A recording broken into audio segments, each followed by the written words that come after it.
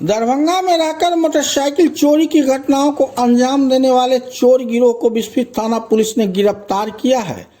चोरों के पास से एक देसी कट्टा, एक जिंदा कारतूस, एक चाकू और 3 मोबाइल बरामद किया गया है। धराए गए चोरों की पहचान घाट भटरा गांव के धनेश्वर यादव के पुत्र रविंद्र यादव, कौशल किशोर यादव के पुत्र राहुल कुमार उर्फ राजकुमार, गणेश यादव का पुत्र रविंद्र कुमार यादव, राम इकबाल यादव का पुत्र धर्मेंद्र कुमार के रूप में हुई है। यह सभी आरोपी दरभंगा में रहकर मधुबनी और दरभंगा जिला में चोरी की वारदात करता था।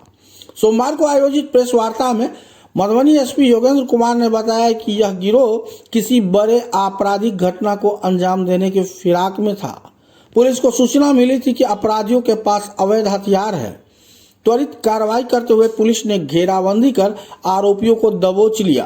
तलाशी के दौरान इनके पास से हथियार के साथ चाकू बरामद हुआ। एसपी ने बताया कि पूछताछ के दौरान अपराधियों ने कबूल किया है कि वे कई बाइक चोरी की घटना और लूट को अंजाम दिए हैं। फिलहाल आप सुनिए पूरे मामले को लेकर क्या कुछ बता रहे हैं मधुबनी के एसपी योगेंद्र कुमार। बना के उन पर लगातार प्रहार करें। इसी कड़ी में कल एक सफलता बिस्फी थाने में मिली है। मोटरसाइकिल चोरी करने वाले एक पूरे गैंग की पुलिस ने गिरफ्तारी की है। इसमें टोटल 4 लड़के अरेस्ट हुए हैं। ये सभी बिस्फी थाना के रहने वाले हैं और वहाँ का जो जगह है घाट भटरा, ये वहाँ के रहने वाले हैं।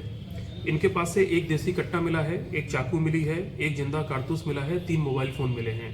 पूछताछ में हम लोग को ये पता चला है कि ये जो बिस्फी से सटा हुआ इलाका है दरभंगा का, ये लोग वहाँ पर रहते थे, वहीं खाते पीते थे और वहाँ से लोग मोटरसाइकिल चोरी करके लाते थे। और एक चोरी की मोटरसाइकिलों को लेके कमीशन पे बेचने वाले एक जो व्यक्ति है धर्मेंद्र कुमार धर्मू, उसकी भी गिरफ्तारी हुई है। ये लोग उसको बेचते थे, बदले में इनको कुछ पैसा मिलता था। तो ये लगातार हम लोग को इस प्रकार की सूचनाएं मिल रही थी और पूरी घेराबंदी करके इनको अरेस्ट किया गया है। इनसे जब हमने पूछताछ की है तो बहुत सारी घटनाओं के बारे में इन्होंने कबूला है। बहुत सारी घटनाओं के मोटरसाइकिल जो चोरी हुई है उसके बारे में हमको पता चला है। कहाँ कहाँ बेचा है वो भी हमको पता चल गया है। तो आने वाले समय में एक जो विशेष टीम यहाँ गठित की जाने वाली है उसके द्वारा इन सबकी रिकवरी होगी। तो ये बहुत बेहतरीन काम हुआ है।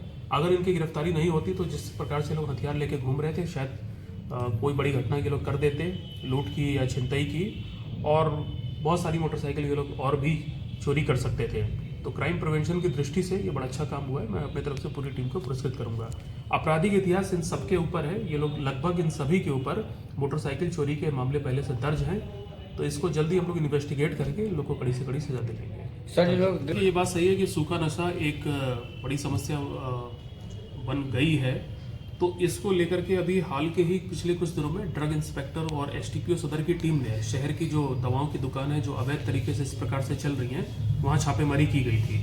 वहाँ भी कुछ बरामदगी हुई है, उस पर कार्रवाई की जा रही है। इसके अलावा हम लोग जो हमारे आम पब्लिक है उनसे हमने काफ़ी फीडबैक लिया है। तो हमने ये पाया कि हर गाँव में 2-3 ऐसी गाछियाँ हैं जहाँ पे कि कम उम्र के लड़के बैठते हैं, सूखा नशा करते हैं, हथियार का इस्तेमाल करते हैं और आगे चल के अपराधी बनते हैं। तो मैंने सभी पुलिस स्टेशन से एक लिस्ट मांगी है और बहुत जल्दी इस लिस्ट को प्राप्त करने के बाद हम ये इंश्योर करेंगे कि वहाँ पे लगातार पुलिस के द्वारा छापेमारी की जाएगी और जो भी लड़के वहाँ से अरेस्ट होंगे उन पर कठोर से कठोर कार्रवाई होगी। और मैं आपको ये बता दूं कि सूखे नशे में एनडीपीएस की धारा हम लोग अप्लाई करते हैं FIR पे और उसमें लंबे कई सालों तक जेल में रहना पड़ सकता है और 10 से ऊपर साल की सज़ा है। तो चाहे वो कोई दुकानदार इस टाइप की हरकत कर रहा हो या जो नवयुवक हैं जो इसमें लगे हुए हैं, वो ये बात समझ लें उनका जीवन तो इससे बर्बाद होता ही होता है।